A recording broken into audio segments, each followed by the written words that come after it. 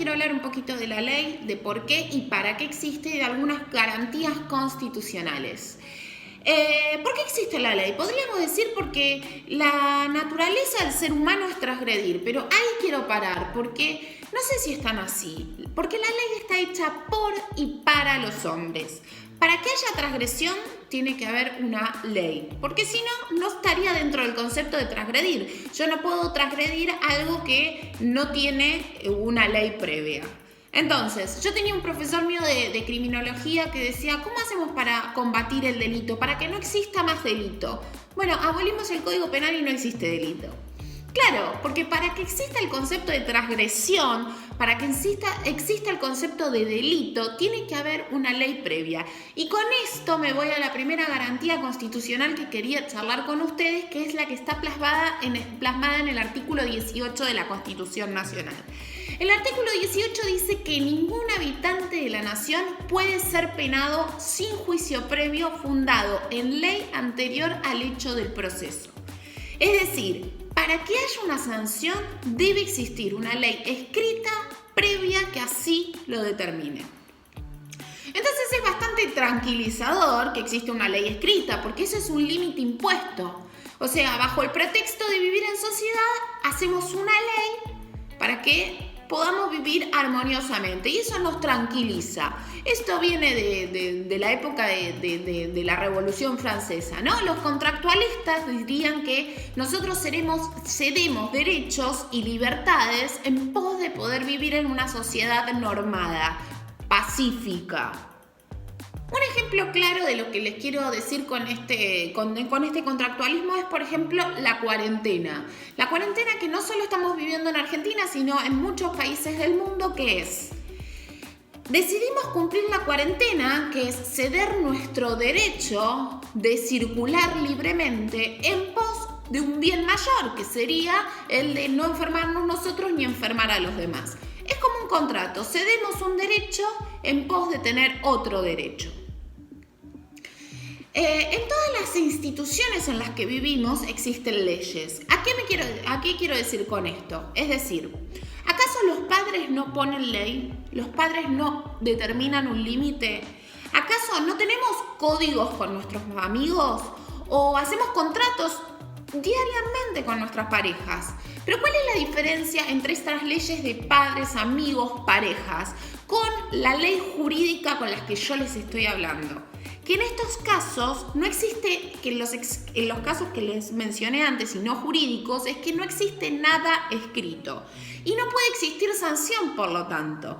Es decir, es pura discrecionalidad de los particulares la sanción que se implique. Yo tengo un código con mi pareja, alguno de los dos transgredimos ese código y no va a venir un juez a decirnos, usted no cumplió con lo que había acordado con su pareja. No, esto es un límite que lo estamos creando, modificando y delimitando todo el tiempo entre particulares, muy diferentes cuando existe una ley escrita, que es, por ejemplo, en el caso de los delitos. Para que alguien pueda ser acusado de que cometió un delito, siempre tiene que haber una ley escrita, clara y previa al hecho del proceso.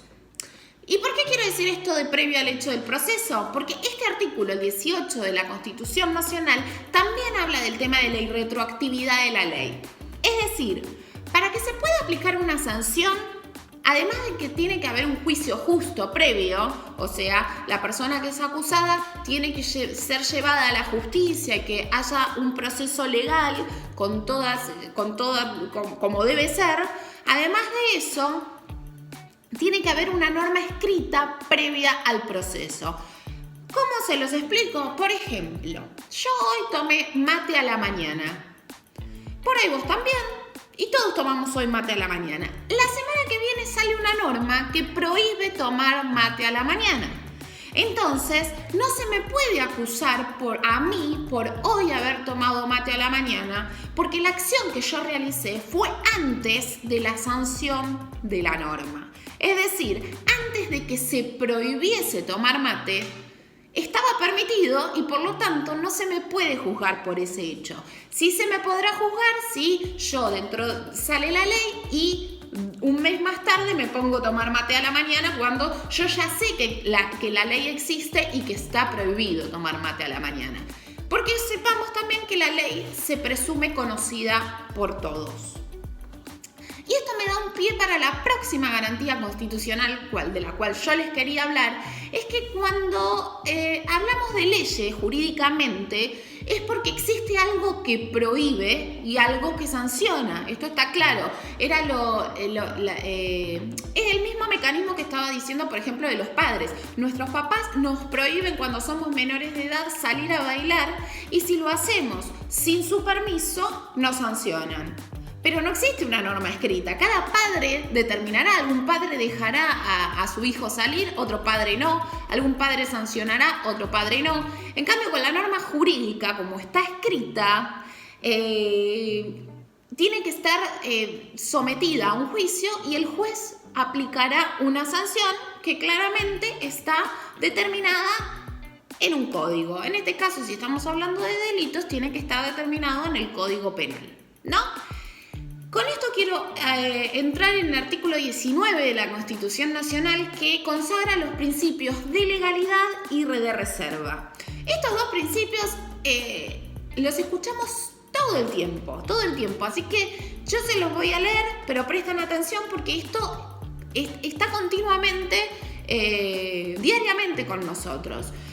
Dice el artículo 19 de la Constitución Nacional Argentina: las acciones privadas de los hombres que de ningún modo ofendan al orden y a la moral pública ni perjudiquen a un tercero están solo reservadas a Dios y exentas de la autoridad de los magistrados.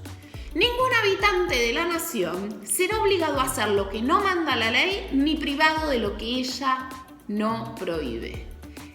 Volvemos a lo que estaba tratando de decirles previamente. Nada que no sea declarado delito expresamente en el Código Penal puede ser considerado como tal.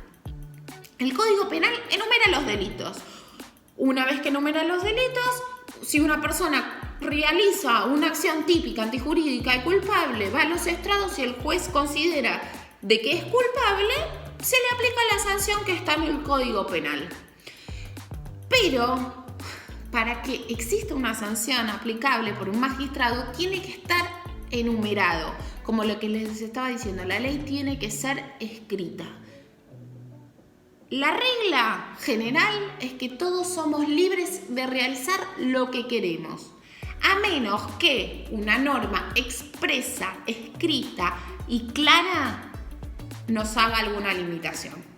Es decir, la esfera privada es algo nuestro que nadie puede inmiscuirse.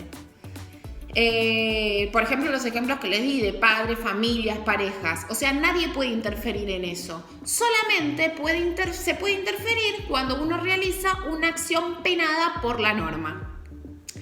Quiero darles un ejemplo. Por ejemplo, la infidelidad. La infidelidad anteriormente era considerada un delito. Porque históricamente se consideraba que un bien jurídico a proteger era la familia, el concepto de familia. Entonces se tomaba la infidelidad como una acción que atentaba claramente a esta institución. Actualmente la infidelidad no es considerada ni delito ni causal de divorcio. Es decir, se lo considera un hecho privado exento de toda opinión de la ley. En conclusión, podríamos decir que la norma surge como un hecho humano, porque la norma es creada por y para humanos, va cambiando a lo largo de la historia, porque se tiene que ir adaptando a la sociedad en la que vive, está en constante movilidad, tratando de regular las conductas para vivir en la sociedad. Por eso no puede ser estática, porque la sociedad va cambiando, entonces la norma tiene que sí o sí ir cambiando. Por ejemplo, este ejemplo que les di respecto de la infidelidad. Hoy en día sería impensado que un juez se meta en nuestros asuntos privados con nuestras parejas, pero anteriormente la infidelidad tenía una sanción penal. Pero con el tiempo fue cambiando porque la sociedad fue cambiando. La primera ley escrita que existió fueron los mandamientos. Los mandamientos siguen vigentes para los creyentes, pero pero sirvió como un modo de regulación y dogma para la sociedad. Pero sin embargo estos mandamientos, si bien son la primera ley escrita que conocemos, no tienen nada que ver con la ley moderna. Porque la sanción, como yo les aclaré antes con los ejemplos que le di, la sanción es religiosa y no una sanción impuesta por el juez. Algunos mandamientos coinciden con la norma actual. Por ejemplo, no matarás. El mandamiento no matarás, hoy en día a la persona que matara, que cometiera un homicidio, se le aplica una sanción legal. Pero hay otros que no. Por ejemplo, no desearás la mujer de tu prójimo. Bueno, además de estar desactualizado con este término de la mujer de tu prójimo, ningún juez podría sancionar tal hecho porque eso está en el plano moral y no en el plano legal.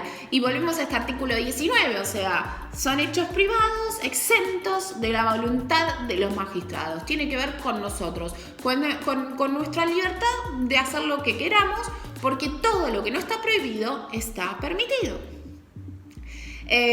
Por tanto, es muy importante estas garantías constitucionales que muchas veces son bastardeadas y tomadas con un tinte como muy político, cuando en realidad las garantías constitucionales son la base, los cimientos de nuestra estructura legal. La Constitución Nacional está por encima de todas las leyes en nuestra pirámide. La Constitución Nacional es nuestra guía. Y gracias a que existen estas garantías constitucionales, nosotros podemos gozar de nuestros derechos y de que nadie los avasalle. Por esto que les decía, si cualquiera consideraría que cualquier hecho que yo hago puede ser penado, yo no podría vivir en una tranquilidad. Si yo hoy estoy haciendo este video y mañana me prohíben hacer un video y me sancionan por este video que hice hoy cuando estaba permitido, tampoco puedo vivir en una tranquilidad. No es un Estado de Derecho. Las garantías constitucionales que yo les mencioné son la de juicio previo, es decir, un juicio legal, con los procesos como debe ser, y retroactividad de la ley, los ejemplos que les estuve dando hasta recién, y el principio de legalidad, que todo lo que no está prohibido está permitido. Estas garantías constitucionales nos permiten y nos garantizan vivir en sociedad. O sea, que no se avasalle por sobre nosotros, que no se exceda ese contrato social que nosotros hicimos post-Revolución Francesa. No lo hicimos nosotros, o sea, lo hicimos en concepto de sociedad, ¿no? Este contrato implícito que firmamos para poder vivir en sociedad, cedemos ciertos derechos, nos adaptamos a una norma para poder gozar de otros derechos y que sean efectivos, ¿no? Repito que los artículos de los cuales estoy hablando son el artículo 18 y 19 de la Constitución Nacional Argentina. Y esta fina articulación, además de los demás artículos de la Constitución Nacional, que en otro video lo podremos charlar, se articulan para que nosotros podamos gozar de estas cualidades que tenemos por ser seres humanos. Las cualidades son la libertad, la dignidad y la igualdad.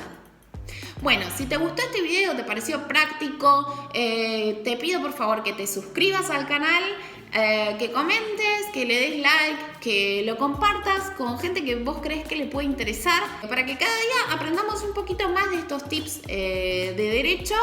Y bueno, nos vemos en el próximo video. Gracias por estar ahí.